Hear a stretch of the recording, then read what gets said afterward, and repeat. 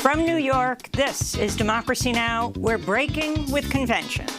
Let it be clear, this administration is waging an authoritarian campaign to sabotage this election by manipulating the Postal Service to suppress our votes. This is not a conspiracy theory. This is fascism. We will not stand for this now or ever. The House approves a $25 billion bill to help the U.S. Postal Service and stop the new Postmaster General, Louis DeJoy, from issuing more cost-cutting measures as President Trump continues to attack mail-in voting. We'll speak to a former letter carrier who became a historian studying the Postal Service. Then we look at the arrest of Trump's former campaign manager, Steve Bannon, and others on fraud charges connected to his We Build the Wall effort. And we'll discuss President Trump's embrace of the far-right QAnon conspiracy theory ahead of today's Republican National Convention. While the FBI sees QAnon as a domestic terrorist threat, Trump has taken a different approach. Well, I don't know much about the movement other than I understand they like me very much, which I appreciate. And I've heard these are people that love our country. All that and more coming up. Welcome to Democracy Now!, democracynow.org. I'm Amy Goodman. We're breaking with convention. Record wildfires in California have prompted officials to issue new red flag warnings, with high temperatures and gusty winds threatening to make an already historic series of wildfires even worse. At least 6 people have died. Nearly 120,000 have fled their homes as 1.2 million acres have already burned, an area larger than the state of Rhode Island. 2 of the wildfires rank as the second and third largest fires in California's history. The fires were triggered by an estimated 12,000 dry lightning strikes amidst a record-shattering heat wave driven by the climate crisis. CAL FIRE reports a severe shortage of firefighter labor as prisoner firefighters have been idled or granted early release amidst massive coronavirus outbreaks at state prisons. The confirmed U.S. death toll from COVID-19 has topped 176,000, with over 5.7 million recorded infections. On Sunday, the Food and Drug Administration issued an emergency use authorization for blood plasma in the treatment of COVID-19, saying, quote, "The known and potential benefits of the product outweigh the known and potential risks of the product." Over 70,000 patients have already been treated with plasma from recovered patients. The news came just one day after President Trump accused the FDA of delaying approval of coronavirus treatments and vaccines and being part of the deep state without any evidence. Some top health officials, including White House Corona advisor Dr. Anthony Fauci, who's recovering from throat surgery, have questioned whether the data on the blood plasma study was still too weak, with no randomized studies, to grant an FDA approval. This comes amidst rising concern over outbreaks in schools around the country, as at least 36 states so far have reported cases on college campuses. Meanwhile, ProPublica reports meatpacking companies, another major source of coronavirus outbreaks, were regularly warned about the potential for a pandemic as early as 2006, but executives ignored and in some cases mocked recommendations for handling one. Here in New York City, a protest under the banner March for the Dead took place Friday to memorialize the over 175,000 lives lost so far.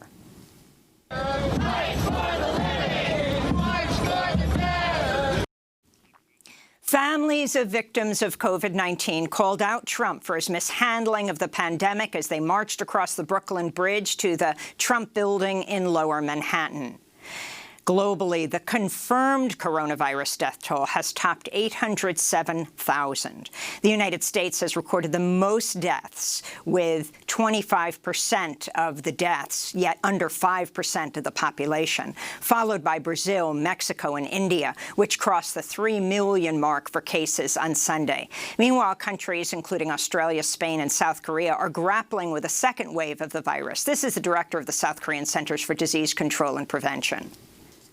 최근 들어서 3일 연속 We've been having more than 300 patients for 3 consecutive days. It is not just happening in the capital area, but in 17 cities and provinces nationwide. We are in a very grave and serious situation facing a nationwide pandemic. South Korea has closed more than 2,000 schools. In Peru, which is the second most infected country in Latin America after Brazil, at least 13 people were either crushed to death or asphyxiated at a Lima nightclub after it was raided by police for violating coronavirus restrictions. The House of Representatives voted on a bill Saturday to provide $25 billion to the U.S. Postal Service and halt any planned changes amidst growing fears that Trump is attempting to hinder the delivery of mail-in ballots ahead of November's election. The vote came one day after Postmaster General Louis DeJoy, a Trump megadonor, testified before the Senate about recent changes at the Postal Service. This is Michigan Senator Gary Peters questioning DeJoy. Will you be bringing back any mail sorting machines that have been removed since you've become Postmaster General? Will any of those come back? There's no intention to do that. They're not needed, sir. So you will not bring back any processors? They're not needed, sir. Postal workers in Washington State and Dallas, Texas, said they have ignored orders and reinstated high-speed mail sorting machines. Meanwhile, the Washington Post reports over 534,000 mail-in ballots were rejected across 23 states during this year's primaries, nearly a quarter of those in battleground states. DeJoy is testifying before the House Oversight Committee today. In other news from the House, Congress members unanimously passed a bill Saturday to provide emergency funding to U.S. Citizenship and Immigration Services, which is planning to furlough around 2/3 of its employees at the end of the month. In Belarus, tens of thousands of protesters took to the streets of Minsk Sunday as demonstrations continued to call for President Alexander Lukashenko to resign 2 weeks after the longtime authoritarian leader was declared the winner of a controversial presidential election that many believe was rigged. In Colombia, at least 17 people were killed in 3 separate massacres within 24 hours, marking one of the most violent days in Colombia since the signing of a peace deal in 2016. The attacks took place Friday and Saturday in regions that have been heavily disputed between drug traffickers and other criminal groups. In the Philippines, at least 14 people have been killed and dozens of others wounded after 2 bombings in the southwestern town of Jolo. At least 5 military personnel and 4 civilians were killed, according to local reports. The attacks are the deadliest recorded in the Philippines this year, and no one's claimed responsibility. In Iraq, U.S. forces have withdrawn from Camp Taji, handing control of the military base north of Baghdad to the Iraqi army for the first time since the U.S.-led invasion in 2003. The U.S. will still have about 5,000 troops stationed in Iraq alongside 2,500 allied troops and thousands of private contractors. Russian opposition leader Alexei Navalny was admitted to a hospital in Germany Saturday, 2 days after he became violently ill aboard a flight from Siberia to Moscow. Navalny's sudden illness came after he was seen drinking tea at an airport cafe just before boarding his flight. A German government spokesperson said it was fairly likely Navalny was poisoned, contradicting denials by Russian doctors who treated Navalny in Siberia. He remains in a coma. In the Gulf of Mexico, Hurricane Marco weakened to a tropical storm as it approached Louisiana this morning, the first of 2 major storms expected to wallop the Gulf Coast in just 48 hours. In the Caribbean, Tropical Storm Laura flooded homes and killed at least 9 people in Haiti and the Dominican Republic. It's expected to strengthen to a hurricane ahead of its landfall between Houston and New Orleans late on Wednesday.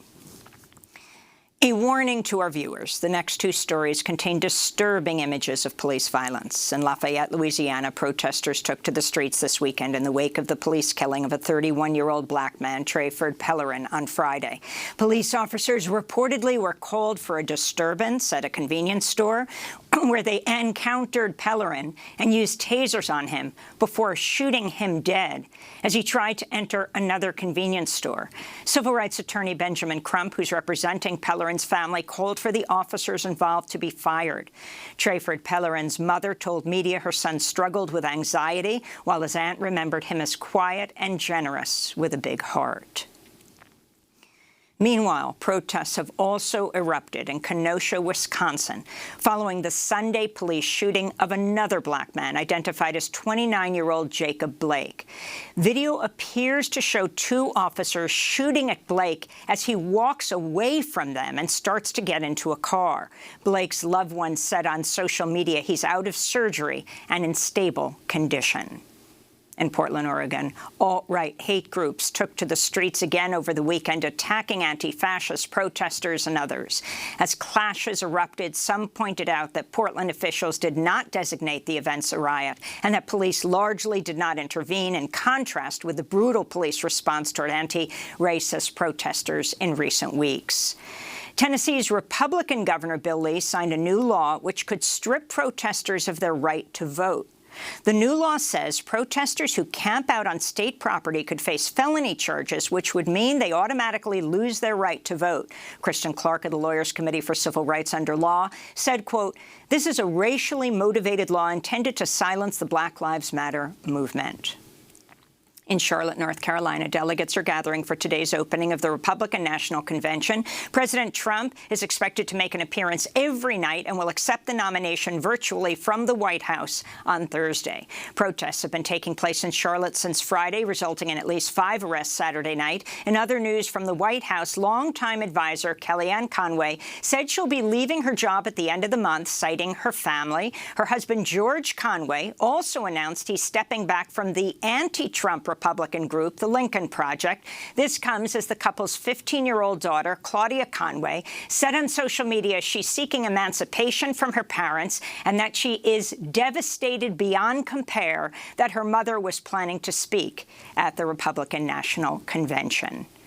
In secretly recorded audio, President Trump's older sister, Marianne Trump Barry, calls her brother cruel and says he has no principles. The damning audio was recorded by their niece, Mary Trump, and released Saturday by the Washington Post.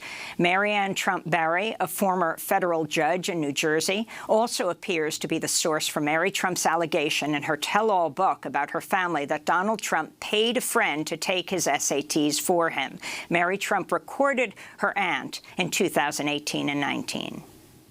This goddamn tweet and the lie. Oh my God, I'm talking too freely, but you know, the change of stories, the lack of preparation, the lying, the holy. But he's appealing to the base, what they're doing with the kids at the border. I mean. To see our interview with Mary Trump, Donald Trump's only niece, you can go to DemocracyNow.org. A U.S. district judge sentenced actress Lori Loughlin to 2 months in prison Friday for paying bribes to get her 2 daughters into the University of Southern California by lying about their athletic bona fides. Judge Nathaniel Gorton took Loughlin told her at her sentencing, quote, "You have participated in the corruption of the system of higher education in this country," unquote. Over 50 people have been charged as part of the college admissions scandal, which embroiled wealthy Hollywood actors, Silicon Valley executives, and hedge fund managers. Loughlin's husband, the fashion designer Massimo Giannulli, received a sentence of 5 months. And in California, the man known as the Golden State Killer was sentenced to life without the possibility of parole Friday. 74-year-old Joseph D'Angelo, a former police officer, had confessed to 13 murders and over 50 rapes. Over the course of his trial, survivors and their families took to the stand to share the impact of his crimes, which dated back to the 1970s. And those are some of the headlines. This is Democracy Now!, DemocracyNow.org. I'm Amy Goodman. This is Breaking with Convention. The battle over the future of the U.S. Postal Service is intensifying. For weeks, Democrats have accused the Trump administration and the new Postmaster General, Louis DeJoy, of sabotaging the Postal Service in the lead-up to the election when a record number of mail-in ballots are expected to be cast. On Saturday, the Democrat-led House approved a bill to give the Postal Service $25 billion and to stop DeJoy from making more changes to the Postal Service, which have already led to long delays in processing and delivering mail. This is Democratic Congresswoman Rashida Tlaib of Michigan. Let it be clear, this administration is waging an authoritarian campaign to sabotage this election by manipulating the Postal Service to suppress our votes. And they are threatening the livelihood of our postal workers, our seniors, our veterans, and so many more in the process. This is not a conspiracy theory. This is fascism. We will not stand for this now or ever. Senate Majority Leader Mitch McConnell is refusing to take up the House bill. DeJoy, who is a major donor to Trump, is testifying before the House Oversight Committee today.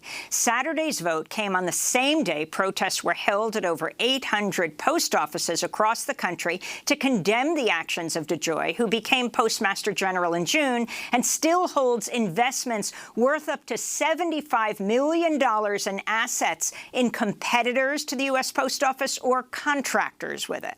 During a Senate hearing Friday, DeJoy claimed the cost-cutting measures he's implemented have nothing to do with the election and said the Postal Service is, quote, fully capable of delivering mail-in ballots on time. Senator Gary Peters of Michigan questioned DeJoy about his refusal to restore recently disconnected mail sorting machines. Will you be bringing back any mail sorting machines that have been removed since you've become Postmaster General? Will any of those come back? There's no intention to do that. They're not needed, sir. So you will not bring back any processors? They're not needed, sir. While Postmaster DeJoy is refusing to reconnect the sorting machines, postal workers in Dallas, Texas, and Tacoma, Washington have defied orders and reconnected the machines. This all comes as more questions are being raised over the role of Treasury Secretary Steven Mnuchin in the post office shakeup. The New York Times reports Mnuchin met with 2 Republican members of the Postal Service's Board of Governors in early February and pressed them to select a Postmaster General to push Trump's agenda. We're joined now by Philip Rubio, history professor at North Carolina A&T State University, author of Undelivered: From the Great Postal Strike of 1970 to the Manufactured Crisis of the U.S. Postal Service.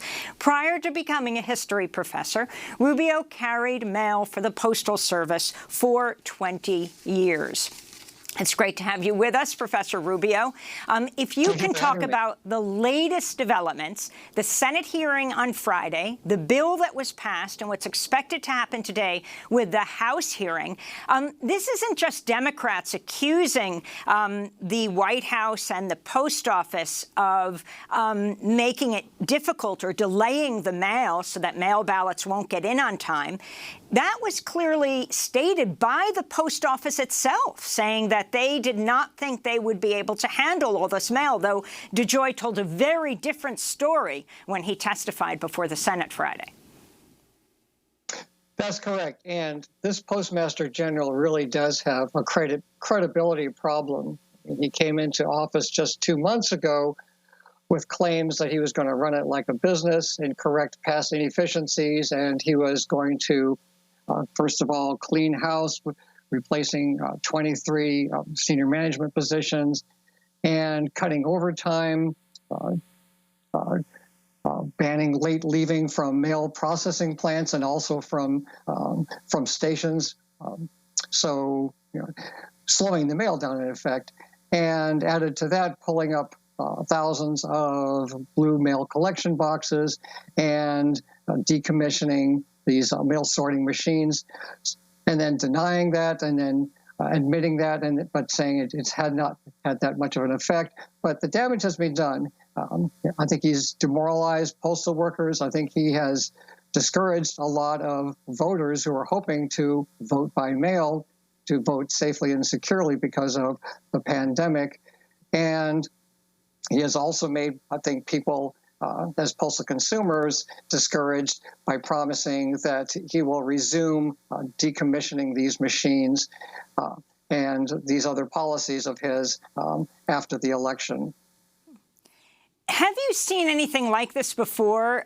For example, the post office in Tacoma, Washington, in Dallas, Texas, reconnecting letter sorting machines that were disconnected under orders from the Postmaster General? Well, I can't think of anything like that, but we have to remember, on the one hand, these are isolated incidents, but on the other hand, they are revealing of what postal workers have always done in the past, taken measures into their own hands, and it's a promise of what might happen in the future. That is, postal workers, because we have to remember, postal workers are really the heart of what I would call the service culture that's still alive in the post office, okay, as opposed to the business culture of just trying to cut costs. And so, to actually take a risk at being fired for insubordination, to plugging those machines back in, we might see that takes a great effort, and we might see something like postal workers defying bans on overtime to make sure that ballots get through. I want to go to David C. Williams, the former Postal Service Inspector General, former Vice Chair of the Postal Board of Governors. In his opening remarks to the House Progressive Caucus last week, Williams criticized Treasury Secretary Stephen Mnuchin. I recently resigned as the Vice Chairman of the Postal Board of Governors when it became clear to me that the administration was politicizing the Postal Service, with the Treasury Secretary as the lead figure for the White House in that effort. By statute, the Treasury was made responsible for providing the Postal Service with a line of credit. The Treasury was using that responsibility to make demands that I believe would turn the Postal Service into a political tool, ending its long history as an apolitical public infrastructure. Can you respond to that, Professor Philip Rubio? Well, David C. Williams was the watchdog, and he was one of two watchdogs, the other being Ronald Stroman, who also, he resigned under pressure. So they were looking out for the Postal Service, and they both resigned because they saw it being politicized. The Postal Service, or the Post Office, that we've had around for 245 years, most of that time was a political institution, but we didn't see that kind of partisan intervention, well, of course, with the exception of Andrew Jackson and the spoils system with hiring. But as far as manipulating the Postal Service and driving it into the ground, so I'm glad to see him testifying. I'm glad to see Ron Stroman, former Board of Governors member, testifying. Are you surprised that with the enormous response across the country, the outcry, with the Postal Service having like a 91% positive rating, which delivers drugs, pharmaceuticals to veterans, to people who aren't veterans, so relied on. I mean, the VA now looking for alternatives to the USPS because they're concerned, drugs won't get to veterans on time. Are you concerned the damage has already been done, but surprised that DeJoy would say, okay, we'll hold off on changes until after the election? Now, that's really something, because it's saying to people all across the country, if you stick with this administration, we're going to gut the post office then. No, but I'm not surprised by anything that Postmaster General DeJoy is saying, because apparently he's telling different people what he thinks they want to hear. And right now, the outrage has forced him to back down, but he is making promises that he will resume essentially dismantling the Postal Service, which was instituted in 1971 after the Great Postal Strike of 1970, and the idea being we're going to create a non-political institution, and it's going to be a hybrid government agency / business.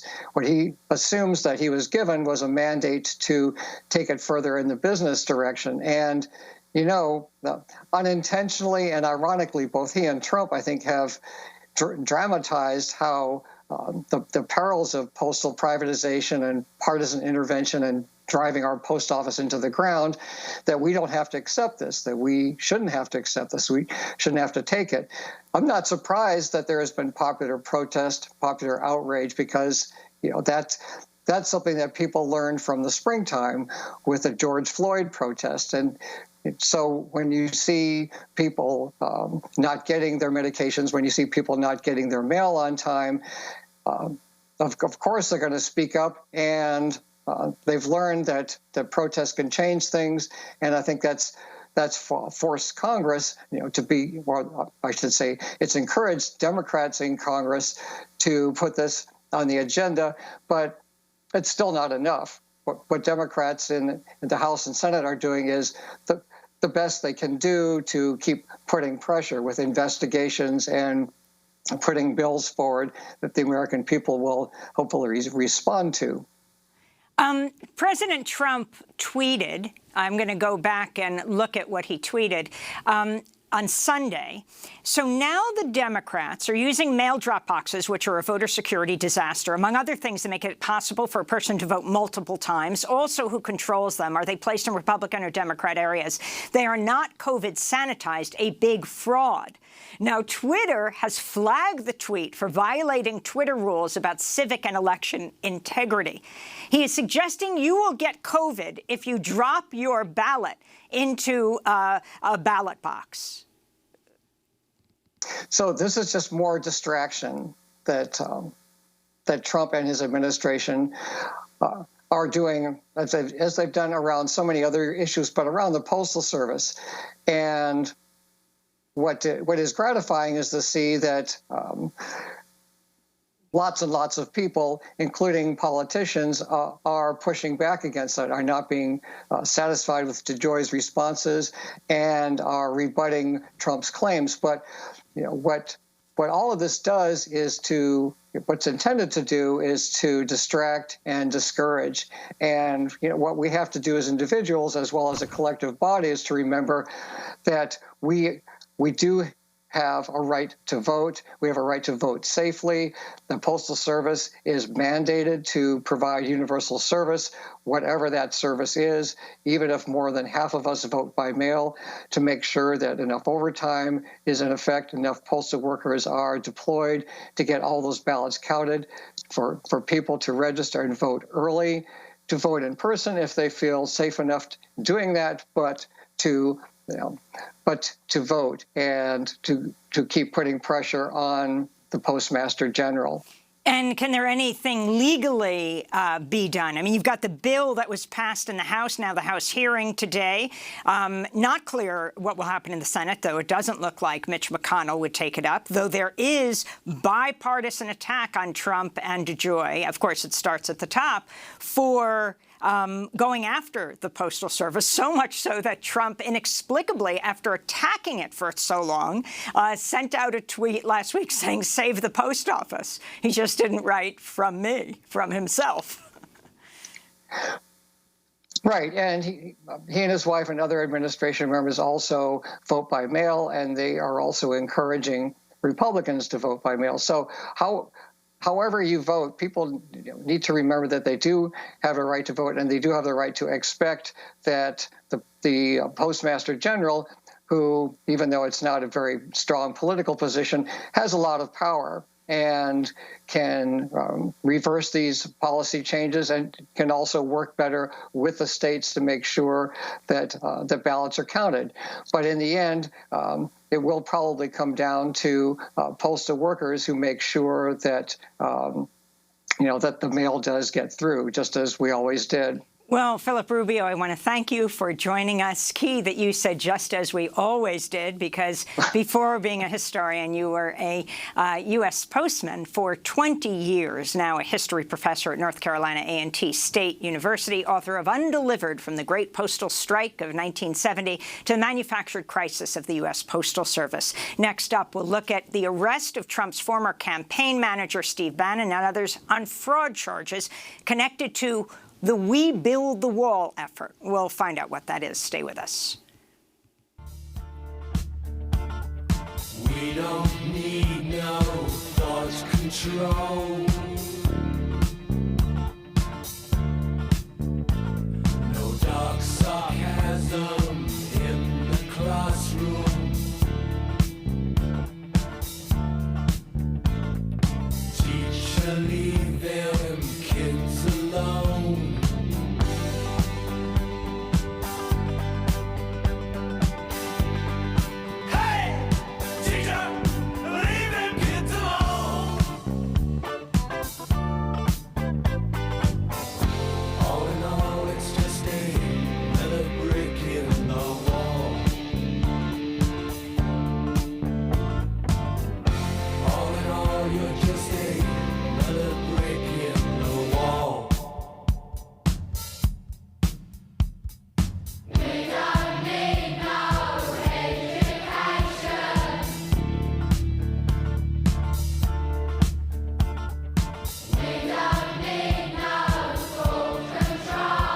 Floyd's another brick in the wall. This is Democracy Now! We're breaking with convention. I'm Amy Goodman. As the Republican National Convention begins this week, a sixth close associate of President Trump now faces criminal charges by the Department of Justice. Trump's former campaign manager, chief strategist Steve Bannon, is accused of defrauding donors to a private effort to build a wall along the Mexican border. He was arrested Thursday by U.S. Postal Police aboard a Chinese billionaire's $28 million yacht off the coast of Connecticut. An indictment by the Southern District of New York alleges Bannon and three others at the nonprofit We Build the Wall siphoned hundreds of thousands of dollars of donations into their own pockets to support their lavish lifestyles. Bannon had promoted the group as a volunteer organization. One of the biggest donors to the project was a 7-year-old boy who set up a hot chocolate stand and raised as much as $28,000. Bannon pleaded not guilty Thursday and was released after posting $5 million bond. At the White House, reporters asked Trump about the charges. What's your reaction to the indictment of your former campaign aide, Steve Bannon? I haven't been dealing with him at all. I know nothing about the project other than I didn't like, when I read about it, I didn't like it. I said, this is for government, this isn't for private people. And it sounded to me like showboating, and I think I let my opinion be very strongly stated at the time. I didn't like it. It was showboating and maybe looking for funds, but you'll have to see what happens. I think it's a very sad thing for Mr. Bannon. I think it's surprising. Meanwhile, on CBS Face the Nation Sunday, former FBI Director James Comey, who used to head the Southern District of New York, which filed the charges, said Bannon is in a, quote, world of trouble. It's a very serious fraud case with a huge amount of money stolen from innocent victims, Americans who thought they were giving money to support the president's wall on the Mexican border, and instead it was stolen. That will drive up the potential punishments for Mr. Bannon and his co-conspirators. And you know he's in trouble because the indictment lays it out in such detail, including excerpts from texts. If you're Steve Bannon, you're his lawyers, you're reading this saying, I'm going down here. Facing charges, along with Bannon, is We Build the Wall founder Brian Kolfage, an Iraq War veteran who was awarded a Purple Heart, lost his legs in Iraq. The Postal Inspection Service said the case, quote, should serve as a warning to other fraudsters that no one's above the law, not even a disabled war veteran or a millionaire political strategist, unquote. Not charged is Fisher Industries CEO Tommy Fisher, who is contracted to build the 3-mile stretch of wall for the group directly along the banks of the Rio Grande near Mission, Texas, near the Mexico border as a showcase project. Fisher went on to secure $1.7 billion in federal border wall contracts and claimed he was building the, quote, Lamborghini of walls. But an investigation by ProPublica last month shows the private wall project's already eroding and could be in danger of falling into the river. Their story prompted Trump to tweet on July 12th, quote, I disagreed with doing this very small, tiny section of wall in a tricky area by a private group which raised money by ads. It was only done to make me look bad, he said. This was around the same time of a dramatic showdown when the Trump administration ousted Jeffrey Berman, the U.S. attorney at the Southern District of New York, whose office went on to file these charges against Bannon. Well, for more, we're joined by two reporters with ProPublica and the Texas Tribune investigative unit who worked on the story. In one of their reports, We Build the Wall's founder Brian Kolfage actually bragged about his ties to Trump. In Houston, we're joined by Perla Trevizo. And in Austin, we're joined by Lexi Churchill. We welcome you both to Democracy Now! Lexi, let's begin with you. Explain what took place on Thursday, the significance of these charges against Bannon and three others. Yeah, definitely. And thanks so much for having me. So as you said, the U.S. Southern District of New York is charging these four men who have been involved with the group to varying degrees with conspiracy to commit wire fraud as well as money laundering. And as you stated, the indictment is very in-depth about, the matter in which that they have used a unnamed nonprofit to wire a portion of the money that this group raised last year through public funds and public donors to use as their own personal means. And that in part went to a boat called the Warfighter that has been spread widely and shared widely on the CEO, Brian Kolfage's Instagram. And, this is really just it's interesting because we started our reporting with the main question as to answer, where has this money been going? And it doesn't answer that as a whole, but it does give us some insight into where part of this has been going.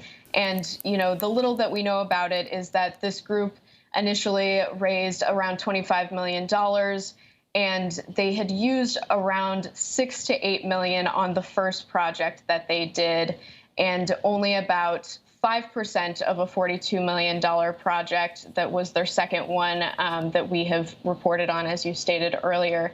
So that just doesn't quite add up to the $25 million. And this indictment has given us some insight into where some of that money has gone that we have not been able to find out. The timing of this is just unbelievable. I mean, you have Barr pushing out Jeffrey Berman. He did not expect the pushback from Berman, not then being able to put in the guy he wanted to as the U.S. attorney. And then immediately you have Trump saying something about this project, that he doesn't support it. This is at the time they couldn't shape the prosecutor's office in the way they wanted to. And clearly this prosecution was moving ahead. Not clear if Barr was trying to stop this prosecution. So that when Bannon was arrested, Trump said, you can look at my comments weeks ago. I was against this project. But it was only when they weren't able to put the people in they wanted to in the U.S. Attorney's office.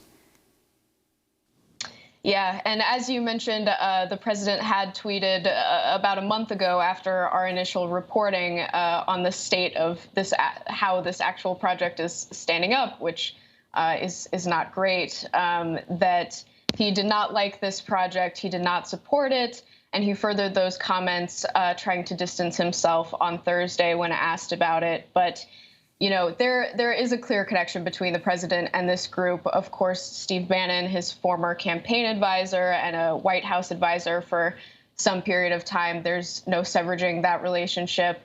He's also been involved with former Secretary of State Chris Kobach of Kansas for several years, and he served as the group's general counsel, actually, and another outspoken advocate. We have done some reporting that has also connected the president to members of the group itself, including the CEO, Brian Kolfage, who last year in an interview said that they had a direct connection to the president through Chris Kobach and others, and that he approved of what they were doing and they supported it. Amanda Shea, the company CFO, also posted a photo with Trump last year saying that she was able to meet with him and speak extensively about the project, and that he had even told her that they should bid for the whole wall. I mean, you have this very important point that Chris Kobach, yes, the former Kansas Secretary of State, fierce anti-immigrant activist, prominent Trump supporter, serving as the advisor, as you said, to We Build the Wall, who said, I talked with the president and the We Build the Wall effort came up. Kobach told the New York Times, the president said the project has my blessing, and you can tell the media that. So Trump is singing a very different tune right now. Now, while the media covered this, this is extremely significant, Bannon being arrested, I wanted to turn to Perla Trevizo, who is on the ground there in Texas, because what the media didn't cover as much is what this wall is. What did get built? What happened to it, Perla? Yeah, so again, thank you for having us. So very little had been built. They had built roughly half a mile west of El Paso in New Mexico last year. That was on private land. And then that was fully, as Lexi said, that was fully funded by We Build the Wall, which was up to $8 million, according to reports. And then the further west in east in Texas, they built the roughly 3 miles along the river, which is the portion of the private wall that we've been focusing on. And that project was mostly funded by Fisher, which the CEO that you mentioned previously, with support from We Build the Wall. And so initially, We Build the Wall touted that as their second project after our story, and Mr. Trump tweeted that he disagreed with the project. He initially tried to distance himself from the project, saying that was not their wall. It was Fisher's project. They they had just donated to it. And then ultimately they went back and did say that, it was actually fake media reports and everything was fine, and went back to kind of owning that project or their contribution or support to that project. And Fisher is, Perla? So Tommy Fisher is the CEO of Fisher Industries and a lot of subsidiaries. He's a builder who for a while was trying to get border wall contracts, and he was not getting anywhere. And then he started appearing on conservative media outlets and kind of, trying to get to the president, they say. And so he partnered with Build the Wall to build the Sunland Park, New Mexico segment, and then the one in Texas. And they say that they wanted to show the government how the private industry could build the border wall much better than the government. While the government had not been able to build right along the river, they would show them how it could be done much cheaper and faster. And so critics say that he used those projects as kind of a showcase project to then tout to the administration and get the government contracts that you mentioned earlier. Since our stories, he's now gotten a couple more. So now it's closer to $2 billion in federal contracts for border wall fencing, most of that in Arizona. Again, how much Fisher's gotten? Now it's about $2 billion. $2 billion. $2 billion. His company has also been awarded the largest contract ever for border wall, which was $1.28 billion, almost $1.3 billion, and two of them, including that one that I just mentioned, have been awarded while an IG investigation or audit is ongoing. So after he got the first border wall contract for $400 million, Congressman Benny Thompson called for a DOD audit of that contract to ensure that there had not been undue influence or improper influence from the Trump administration.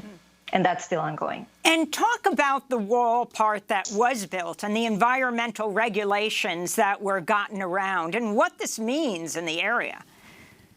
Yes, especially the one in South Texas. It's a very tricky area, even as Mr. Trump said. So it's very close to the river, and there's a reason why there's not a lot of border wall building going on there. Usually, the government builds further inland on a levee, which has caused its own problems because you end up dissecting properties, farmland, even cemeteries. And so this segment of the 3 miles of the wall is built very, very close to the river, which experts have told us you're always going to have a problem with erosion. And soon after Mr. Fisher completed his roughly 3 miles, you start seeing little gullies and gashes in different areas of the fence. And to be clear, Mr. Fisher and his attorney have both dismissed those concerns, said that there's normal part of erosion after you have a project like that, and that they'll continue to fix it and be responsible for it. But what we saw after Hannah is that those gullies and gushes became huge cracks. In some instances, it was waist deep.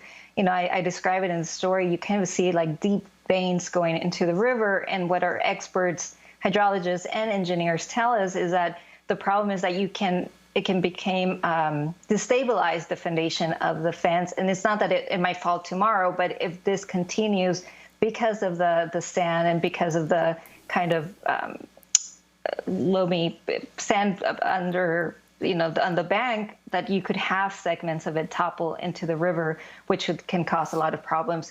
And I'll just add as well, that area is controlled by a binational commission, boundary commission, because you want to make sure that whatever you do on either side of the U.S. or Mexico border is not going to impact the other side.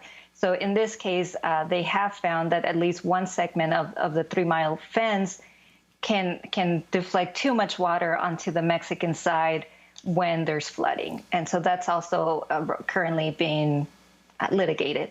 I also want to talk about other people involved with this, whether or not they're indicted. Last year, Al Jazeera English host Mehdi Hassan interviewed Eric Prince, the founder of the mercenary firm Blackwater. Prince defended his involvement in the We Build the Wall fundraising project. This is Hassan questioning Eric Prince. You are part of a group of high-profile Trump supporters, including Steve Bannon, Sheriff David Clark, and others, who are planning on raising private money to build a wall along the US-Mexico border. You even have a GoFundMe page.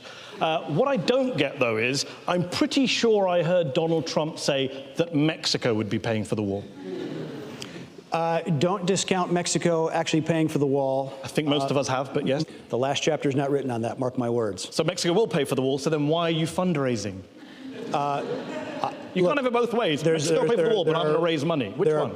Because people are frustrated. They're sick of not having... They're frustrated that the president can't get Mexico to pay for the wall 2 years into his presidency. So that's Mehdi Hasan questioning Eric Prince. On a 2019 live streaming fundraiser, Steve Bannon, who was indicted, joked Brian Kolfage was embezzling the wall money. Stephen K. Bannon and Brian Kolfage. Welcome back. This is Stephen K. Bannon. We're off the coast of Saint-Tropez in southern France in the Mediterranean. We're on the $1 million yacht of Brian Kolfage. And Brian Kolfage, he took all that money from Build the Wall. No, we're actually in Sunland Park, New Mexico. So there you have Brian Kolfage and Steve Bannon, both indicted. Let's end with Lexi Churchill, the significance of what they're saying. And before that, Eric Prince, the founder of Blackwater. Yeah. I mean, it is very startling to joke about something like that is now true and that they're now facing charges for. And I guess what I'd like to end on is, this has been the outstanding question. And because of how the group is structured as a nonprofit corporation, we have not had a lot of these answers about where the money is going and what it has been used for so far. And when we reached out to Brian Kolfage about this, he said that we would need to wait for those answers to come in once the group filed their annual report, a 990 version of it. So we're eagerly awaiting that to see, what further information we'll be able to learn. So finally, what happens to this wall that was already built now that these men have been indicted? And you've got Fisher Industries again, Tommy Fisher getting something like $2 billion to build the wall. Fisher Industries, the two other brothers, David and Michael, one was put in prison for child pornography. The other went to jail for environmental and workplace violations, among other things, and not paying taxes, etc.? Yeah, that's a good question. And it's worth noting that Fisher Industries does have a history of violations like the ones you mentioned, a lot EPA, environmental violation regulations, as well as MSHA, workplace safety regulations.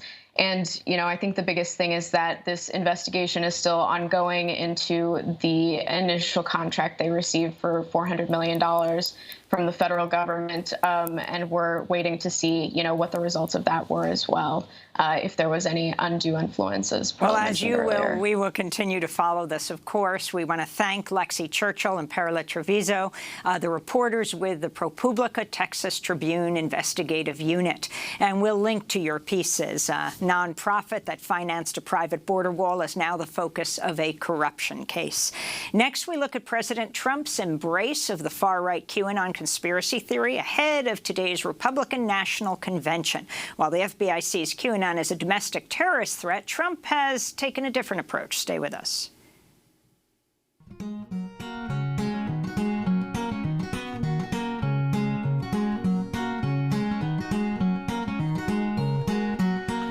Standing on the corner in the middle of the night, begging dollars from people I see, trying to book a ticket on a one-way ride up out of these dirty streets. And I don't know where I'm going no more, I don't know, and I don't care.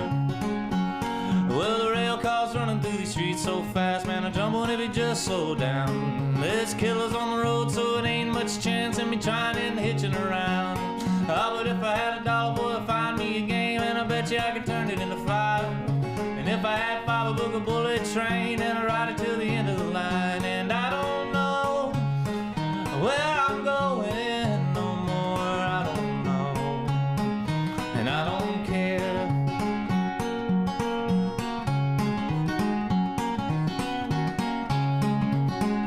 Justice Towns Earl. It was announced last night that Justin Towns Earl has passed away at the age of 38. He's the son of the great folk singer Steve Earle. This is Democracy Now! We're breaking with convention. I'm Amy Goodman.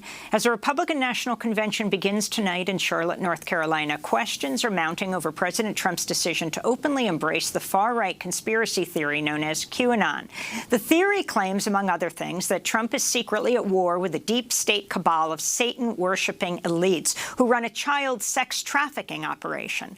Over the years, Trump has repeatedly retweeted messages from supporters of the conspiracy theory, but last week, Trump talked publicly about the movement for the first time when asked. Well, I don't know much about the movement other than I understand they like me very much, which I appreciate. These are people that don't like seeing what's going on in places like Portland and places like Chicago and New York and other cities and states. And I've heard these are people that love our country, and they just don't like seeing it. So I don't know really anything about it other than they do supposedly like me. At the crux of the theory is this belief that you are secretly saving the world from this satanic cult of pedophiles and cannibals. Does that sound like something you are behind? Well, I haven't heard that, but is that supposed to be a bad thing or a good thing? I mean, you know, if I can help save the world from problems, I'm willing to do it. That's President Trump being questioned by an NBC reporter at the White House. Trump's remarks came just a week after a supporter of QAnon, Marjorie Taylor Greene, won the Republican primary in Georgia's heavily Republican 14th congressional district. Last year, the FBI warned QAnon and other conspiracy theories pose a domestic terror threat. We're joined now by Angela Carasone, president of Media Matters, the media watch group monitoring right-wing misinformation in the U.S. media. Wow. Angela, lay this out for us. I mean, it goes beyond what I said, this idea, bring in the pizzeria, Hillary Clinton, etc. Yeah, sure. So QAnon is sort of like phase two of a conspiracy theory that I think a lot of people would be familiar with, which started during the 2016 presidential campaign called Pizzagate. And that theory was that Hillary Clinton, among others, were running a child sex trafficking ring out of a basement of a pizza parlor in Washington, D.C. And one of the individuals who believed in this conspiracy theory actually went to investigate it himself and, brought a gun, fired some shots. The pizza parlor doesn't even have a basement. Thankfully, nobody was hurt, but that person was arrested. And what happened from then, though, was that people still believed in that theory. They still believed that there was actually a child sex trafficking ring being run by Hillary Clinton. It's just that they had the wrong pizza place. And so when Trump took office, shortly after, one of the things that happened is this entity, this individual named Q, identified as Q, started dropping these secret clues onto 4chan and 8chan, these message boards, that members, readers would consume and try to decipher and decode. And that basically has metastasized into the domestic terror threat that you referenced earlier, which is that now you have a fairly widespread belief amongst largely conservatives that Democrats, the media, and parts of the government are operating together in cahoots to take down Donald Trump, and that the reason they want to take down Donald Trump is because he's the only person that is trying to stop their child sex trafficking ring. And the reason why they run this child sex trafficking ring, according to these believers, is that they're either sadists, psychic vampires, or interdimensional demons. There's a lot of disagreement within the movement as to what is actually driving this need for child sex trafficking, but a big piece of it believes that they're either interdimensional demons or psychic vampires. And at the center is this belief in this entity called Q, which is supposedly somebody in the government that is working with Donald Trump, secretly leaking all of these documents. I even hesitated to do this today because whether or not you're critiquing it, you become a super spreader. It keeps getting a super spreader of misinformation because it keeps getting repeated. But You now have the recent Georgia primary where the Republican winner of the primary actually openly embraces the QAnon theory. Explain what happened there. Sure. And so Marjorie Taylor Greene won her primary and then a runoff. It's in a very conservative district. She's almost certain to win in the general election. And essentially, she's somebody who fully believes, one, in Q, in that entity. She believes it's a real entity. The second thing, though, is that she's actively evangelized for it. She has, repeatedly told people if they don't subscribe to this or they're uncertain about it, not to feel bad, but to reach out to her privately, and she will help walk them through the importance of Q. She has repeatedly called Q a patriot. That's why I think it's important to realize that when Trump said the thing that he said, it's not just that he didn't condemn it, but that when he reinforced the fact that the people in QAnon love their country, that they're patriots, that is a central tenet of what QAnon believers sort of tell themselves, and also what they use to help bring others into the movement, is that they're actually the true patriots that are out there, really trying to save the country and the world from this sort of interdimensional psychic fight. And I would just point out that Marjorie Taylor Greene is not the only QAnon believer that's on the ballot in November. There are 20 full QAnon adherents on the ballot in November. 75 were running in the primaries for Congress and Senate, but 20 made their way to the ballot in November. So that's another thing. I think at this point it's reached full spread that we really can't ignore it anymore. And you have the new slogan adopted by the Texas Republican Party, "We are the storm," which is a nod to QAnon. Is that right? It is. Before that sort of transition period in the early days of Q, when they were sort of going from Pizzagate to full QAnon, there was a period where they kept believing that the storm was coming, which is a reference to a massive crackdown from Donald Trump, where he was going to expose the deep state and expose this ring of psychic vampires or demons. And they kept referring to this as this sort of prophecy that was about to unfold. And in fact, there was an incident in 2018 where an armed man, took over the Hoover Dam, and there was a standoff with law enforcement. And one of the things that he was screaming was, "Release the OIG, Office of Inspector General report." He was a full QAnon believer. Thankfully, nobody was hurt in that. But the reason he took it over was actually to help speed along the timeline, because a lot of QAnon believers were under the impression that the Office of Inspector General report would have exposed the deep state at the time, that it was part of this storm. And so "Release the Storm" is one of the big things you hear. The other one is "Where we go one, we go all," which is a code word that a lot of QAnon users use to sort of identify each other and also help evangelize. We saw that a lot this summer. Michael Flynn, right? July 4th with his entire family. That's exactly it. When he took the oath, which is, I think, part of the reason why QAnon is so different than a lot of people believe, conspiracy theories, and a lot of them are harmful, and most of them are just harmless and ridiculous. And but what's different about QAnon is that it's so inherently linked to violence that you really believe, in order to become a believer, that you have to stand and fight. That this is sort of the existential threat of our time. And that basically the ends justify the means. So when Michael Flynn took that oath, which is what he was doing, him and his family and all these other believers were taking the oath. They were taking the oath to defend the Constitution, to put their lives on the line if need be. And at the end, they signed it off with that slogan as sort of a way to get others to do the same thing. And it took hold right around 4th of July. Angela, we have 10 seconds. What are you looking for at the Republican National Convention this week? I think a lot of it's going to be, a wink and a nod to what we're seeing in the fever swamps of the right wing. I would just note that power right now is really being organized on what we would have once sort of considered the fringes. And I think being able to draw those dots is something that I'm going to be paying much close attention to. Well, I want to thank you for being with us, Angela Carasone, president of Media Matters, which monitors right-wing misinformation in the U.S. media. That does it for our show. We'll be with you all week covering the Republican National Convention from Charlotte to the White House. Tune in to our Breaking with Convention series. I'm Amy Goodman. Wear a mask. Stay safe.